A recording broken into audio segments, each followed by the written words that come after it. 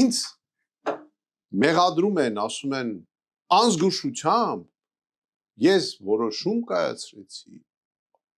ու քանի որ իմ ավտորիտետը շատ մեծ էր,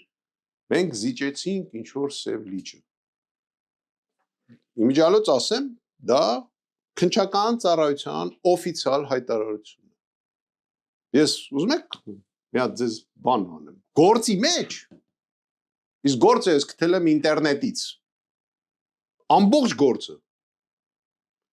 գործի մեջ մեղադրանք ուրիշը։ Ոնց է ձեր համար։ Ես դրա համար եմ ասում, այդ քննչական ծառայության պետը չեմ ուզում կոպտեմ, բայց թող հավատա ինձ, ինքը ապագա չունի։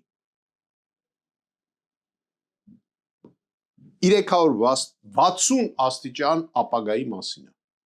Թող ինքը հասկանա ինչ եմ ասում։ Ինքը ապագա չունի, որտեղ ինքը սպասարկում է ոչ թե մեր ժողովրդին։ Ինքը չի զբաղված հանցագործության դեմ պայքարի, որը իր գործն է։ Ինքը զբաղված է Նիկոլ Փաշինյանի սպասարկման